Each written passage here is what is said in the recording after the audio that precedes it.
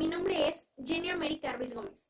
Soy alumna del quinto semestre de la licenciatura en Educación Primaria en la Escuela Normal de Coatepec, Arenas. El día de hoy hablaremos sobre la planeación didáctica como recurso indispensable para la práctica educativa. Es por ello que el objetivo de este video es reconocer la importancia de la elaboración de la planeación didáctica como recurso que nos permite organizar los aprendizajes esperados que queremos tener con nuestros alumnos. En este sentido, como docente en formación, el hecho de realizar y elaborar mis planes de trabajo me ha permitido desarrollar principalmente una creatividad para diseñar estrategias y actividades que llamen la atención de los alumnos. A su vez, me ha permitido integrar actividades que permitan el logro de las competencias y de los aprendizajes esperados, para que así pueda lograr un aprendizaje significativo en mis alumnos. Considero que la elaboración de la planeación didáctica es de suma importancia, ya que nos permite principalmente organizar nuestros días de trabajo y a su vez nos permite orientar nuestros métodos de enseñanza. Sin embargo, es importante que antes de diseñar un plan de trabajo se conozcan los intereses y características de nuestros alumnos. Esto a través de un diagnóstico grupal, el cual nos va a permitir a nosotros identificar cuáles son sus características, los estilos de aprendizaje, cómo aprenden y cómo les gusta aprender, para que a través de ahí nosotros podamos diseñar las estrategias suficientes y necesarias que respondan a las necesidades que nuestros alumnos tienen. Es importante mencionar que el desarrollo de competencias, los aprendizajes esperados, van de la mano para lograr el perfil de egreso, mismo que define el tipo de alumno que se espera formar en el transcurso de la escolaridad básica. A su vez, plantea rasgos deseables que los estudiantes deberán mostrar al término de la misma, como garantía de que podrán desenvolverse satisfactoriamente en cualquier ámbito en el que decidan continuar su desarrollo. Por ello es importante el desarrollo de competencias dentro de la educación básica, ya que estas son las capacidades adaptativas para responder a las demandas que se producen en el entorno. Dichos rasgos son el resultado de una formación que destaca la necesidad de desarrollar competencias para la vida que, además de conocimientos y habilidades, incluyen actitudes y valores para enfrentar con éxito la diversidad de tareas. Antes de la elaboración de un plan, debemos tomar en cuenta los planes y programas que se nos facilitan en ese momento. Casarani en 1999 menciona que los planes y programas son una guía para el maestro y el alumno para que se pueda cumplir con el currículum deseado. Yo utilicé el Plan de Estudios 2011 ya que mi planeación estaba dirigida a alumnos de sexto grado. Sin embargo, es importante mencionar que para el primer ciclo, primero y segundo, se utiliza el Plan de Estudios 2017 Aprendizajes Clave. Es importante que se utilicen estos programas, ya que, como mencioné, son una guía para lograr los aprendizajes en nuestros alumnos. Es por ello que estos libros nos permiten darnos cuenta de qué vamos a enseñar, cómo vamos a enseñar, qué queremos lograr y a su vez nos permite darnos cuenta de qué es lo que queremos lograr en nuestros alumnos, es decir, qué competencias vamos a desarrollar y qué queremos lograr con cada una de las actividades que aquí se nos plantean. El Plan de Estudios 2011 nos plantea una organización de los aprendizajes, lo cual nos facilita a nosotros el desarrollo de nuestras actividades. Esto porque nos señala de manera muy clara cuáles son los aprendizajes esperados que se quieren lograr y en qué contenidos los vamos a desarrollar, para que así sea un poco más fácil el trabajo desarrollado en el aula. Es importante que en el desarrollo de la planeación se dé importancia a los libros de texto del alumno, ya que estos plantean actividades que en su momento como docente explicas y los alumnos tienen que contestar en los libros. En este sentido es importante que no solamente se quede como con el trabajo de los libros de manera cerrada, sino que también se le dé oportunidad de implementar diferentes materiales que logren consolidar los aprendizajes esperados de ese momento. Es decir, si estamos revisando las culturas en historia, pues podemos implementar algún otro recurso que nos facilite a los alumnos entender de una mejor manera los temas que se están desarrollando. Por ello, la importancia de los libros de texto es realmente un punto clave para el desarrollo de la planeación, ya que es ahí donde se plantean para los alumnos lo que se plantean los programas para el maestro. Entonces, se debe de desarrollar de una manera eficiente, pero a su vez se tiene que priorizar en que los alumnos logren entender las actividades que el libro de texto plantea. Es por ello que les voy a platicar de qué manera elaboré yo mi plan de trabajo y cuáles fueron los resultados. Acompáñenme. La portada menciona los datos generales de la institución donde se va a aplicar la planeación. En este caso está dirigida a la escuela primaria anexa a la normal de Coatepec Harinas, al sexto grado grupo a cargo de la maestra Diana Karina Ocampo Tapia. Su tiempo de realización comprende del 18 al 29 de enero del 2021. La presentación hace un panorama general de la educación. Por ello, Carbonell 2001 señala que muchas veces la escuela, al igual que la iglesia, se han tambaleado. Es por ello que dentro de las escuelas normales es importante trazar trayectos formativos que respondan a las necesidades de los estudiantes en los diferentes contextos en los que se practica. Es por ello que esta planeación plantea una serie de secuencias didácticas que se orientan en el Plan de Estudios 2011, entre las que destacan asignaturas como español, desafíos matemáticos, ciencias naturales, geografía, historia, formación cívica y ética y educación artística. Dadas las situaciones en las que hoy en día nos encontramos, la siguiente planeación se orienta en una metodología de educación híbrida que, a decir de Elena Arias 2020, no solamente tiene la intención de plantear las tecnologías como una herramienta para acelerar los procesos de aprendizaje, sino más bien como un canal para transmitir el contenido. Para la organización curricular, me orienté en el Plan de Estudios 2011. Decidí enfatizar en puntos importantes que me facilitarían la ejecución de mi planeación, entre ellos, el campo formativo o eje que pretendía desarrollar, a qué bloque pertenecían mis contenidos, cuál era el enfoque de cada una de las asignaturas, cuáles eran los propósitos, qué competencias se me favorecían en el desarrollo de esos temas, cuál era el ámbito que pretendía desarrollar, el tiempo de realización, cuáles eran los aprendizajes esperados que iba a lograr en mis alumnos y, a su vez, cuál era el producto final que tendría como resultado al desarrollar cada uno de esos temas. Lo que comprende español, voy a trabajar el campo formativo de lenguaje y comunicación. Las competencias que se favorecen es que mis alumnos van a emplear el lenguaje para comunicarse y van a identificar las propiedades del mismo. Esto les va a permitir analizar información para posteriormente tomar decisiones.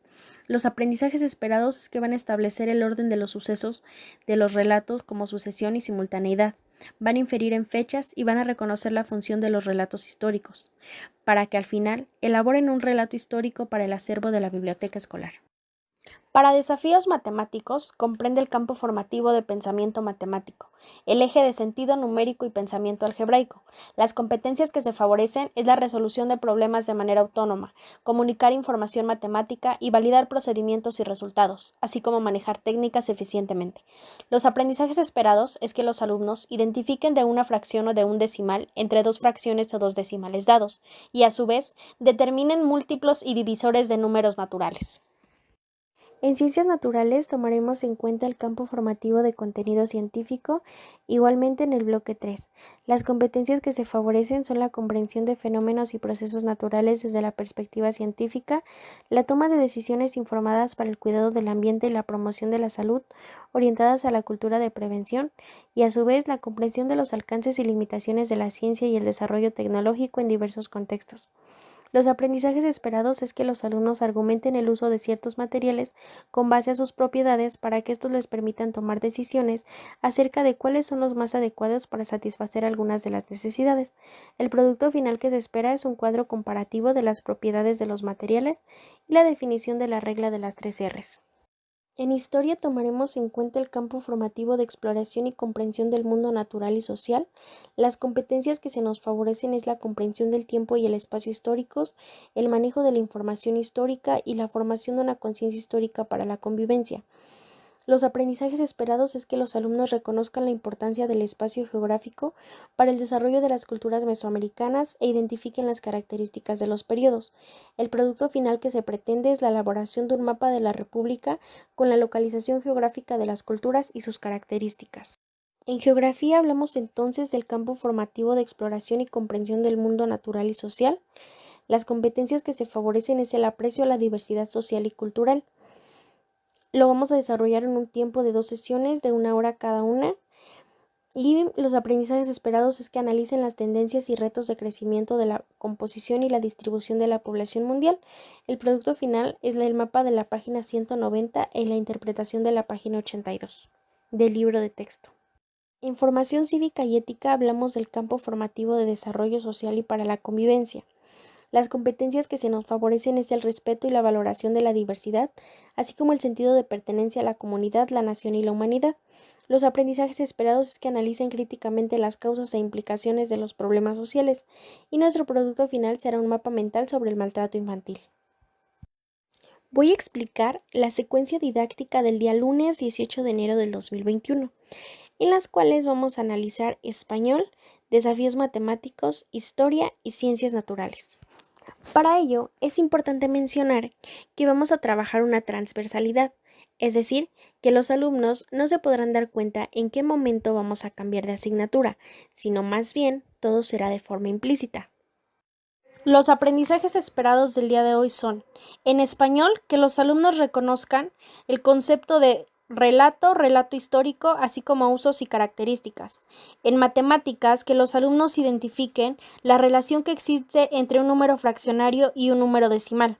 En historia, que identifiquen cuáles fueron las culturas mesoamericanas, así como su ubicación y principales características. Y para ciencias naturales, que identifiquen las propiedades de los materiales, entre ellas dureza, tenacidad, permeabilidad y flexibilidad. En un inicio, mostraré a los alumnos el video sobre el relato histórico de la cultura olmeca, para posteriormente hacer una lluvia de ideas con preguntas como ¿dónde se estableció? ¿Por qué fue una de las culturas más importantes? ¿Cuáles fueron sus principales sitios arqueológicos? Una vez finalizada la lluvia de ideas, preguntaré a los alumnos si conocen qué es un relato y qué es un relato histórico. Posteriormente, daré la definición de estos dos conceptos, así como las características y usos de los mismos. Después de ello, voy a solicitar la página 88 del libro de texto español, en la lectura sobre la expropiación petrolera. Al finalizar de leer, comentaremos qué sucedió en ese relato histórico. A su vez, analizaremos las causas y consecuencias del mismo. Posteriormente, vamos a analizar qué podemos hacer para escribir un relato histórico sobre alguna historia de México. Y para finalizar, voy a repartir el material impreso sobre el relato histórico de la cultura olmeca. Una vez que analizaron el material, voy a dar una retroalimentación general acerca del relato y el relato histórico, y a su vez voy a contrastar esa información con el relato de la cultura olmeca antes mencionado. Después voy a mostrar el video sobre las culturas mesoamericanas y voy a solicitar la página 56 del libro de historia, donde tendrán que hacer una lectura para posteriormente contrastar la información que encontraron en el libro de texto con la del video. Posteriormente, vamos a analizar la página 57 del libro de texto, donde vamos a reflexionar sobre las imágenes que se muestran en esa página. Después de ello, vamos a analizar la página 58, donde se muestra el mapa con la ubicación geográfica de las culturas y a su vez hace mención en los principales sitios arqueológicos en los que sobresalieron cada una de ellas. Para concluir, voy a repartir el cuadro del material impreso sobre las culturas mesoamericanas, el cual tiene como intención que los alumnos plasmen los conocimientos de los que se fueron apropiando a través del video y la lectura. Después, voy a preguntar a los alumnos acerca de ¿cuánto se imaginan que mide la cabeza colosal de la cultura olmeca? ¿Se imaginan que mide lo mismo en un número fraccionario y en un número decimal? ¿Por qué? Posteriormente, voy a exponer la definición de estos dos conceptos, número fraccionario y número decimal. Vamos a salir al patio y jugaremos El barco se hunde hasta formar 6 equipos de 5 personas. Posteriormente, regresaremos al salón y solicitaré la página 72 del libro Desafíos Matemáticos. Después, mostraré un video acerca de cómo se convierte un número fraccionario a decimal. Luego de ello, analizaremos una situación donde se ponga en práctica lo antes visto. Y vamos a concluir analizando la consigna 35 del libro de texto, para posteriormente dar una retroalimentación general sobre este tema. Para finalizar, vamos a salir al patio integrados por equipos. Voy a repartir 1 metro de resorte y voy a preguntarles a los alumnos, ¿qué cantidad en número decimal equivale a 1/2, 1/4 y 1/8 de este resorte? Después, vamos a analizar qué propiedad tiene el resorte que le permite deformarse y estirarse, pero luego regresar a su forma original. Después, regresaremos al salón y voy a solicitar la página 76 del libro de Ciencias Naturales, donde los alumnos tendrán que leer a conciencia el texto, para posteriormente voy a mostrarles un trozo de vidrio, una esponja, un resorte y una piedra, y ellos tendrán que ser capaces de contrastar la información que encontraron en la lectura con los ejemplos que les estoy presentando, para que así puedan identificar cuáles son las propiedades que se hacen presentes en cada material. Sin embargo, es importante que el diseño y ejecución de secuencias didácticas responda a las necesidades de nuestros alumnos, ya que la realidad que se vive dentro del salón de clases es muy distinta a la que muchas veces planteamos en la planeación. Por ello, es importante saber reorientar nuestras secuencias didácticas de tal manera que respondan a las necesidades que nuestros alumnos tienen.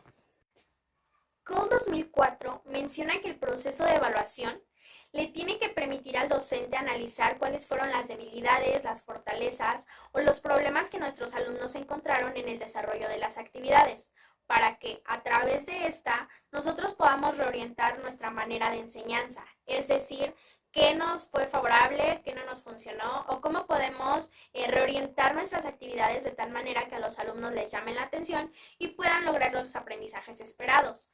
Es por ello que depende mucho de cómo planteemos las secuencias didácticas o cuáles son las evidencias que vamos a revisar al final. ¿Por qué? Porque muchas veces podemos evaluar un trabajo individual o podemos evaluar también un aprendizaje colaborativo. Es por ello que entonces la evaluación plantea un proceso de recolección de evidencias, el cual nos va a permitir a nosotros analizar nuestra práctica y analizar también los contenidos que estamos enseñando, para así llegar a la conclusión de cuáles fueron favorables, cuáles no nos funcionaron y de qué manera podemos reorientarlos para lograr los aprendizajes esperados en cada uno de nuestros alumnos. Referente a los instrumentos, es importante mencionar que depende de cómo vamos a evaluar cada uno. Por ejemplo, si yo voy a evaluar español con una lista de cotejo y voy a revisar un aprendizaje por cada día, entonces tengo que desarrollar una lista con el número de alumnos que tengo y sus nombres. Por ejemplo, si son 30 alumnos, entonces hago mi lista con mis 30 alumnos y al frente, ¿qué aprendizaje voy a evaluar por día? Por ejemplo, el día lunes voy a evaluar que mis alumnos identifiquen y reconozcan qué es un relato histórico. Entonces, a partir de ahí, yo comienzo a evaluar quién sí, quién no tiene el conocimiento de ese aprendizaje. Esta planeación se orienta de 3 instrumentos para evaluar. Las listas de cotejo, que a decir de Delgado 2015, consiste en una lista de criterios y aspectos que conforman indicadores de logro que permiten establecer la presencia o ausencia del aprendizaje. Las rúbricas, que a decir de Díaz Barriga 2015, son guías o escalas de evaluación donde se establecen niveles progresivos de dominio o pericia relativos al desempeño de una persona.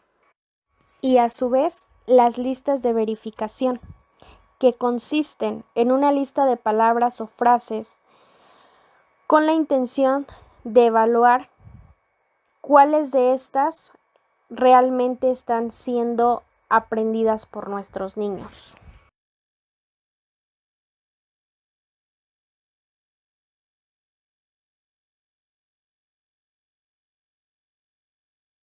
Podemos decir entonces que la planeación didáctica es una herramienta indispensable para la práctica docente, ya que esta nos va a permitir organizar nuestros tiempos, organizar nuestras actividades con la finalidad de desarrollar en los alumnos competencias que les faciliten insertarse en una sociedad cambiante que les exige estar al día a día.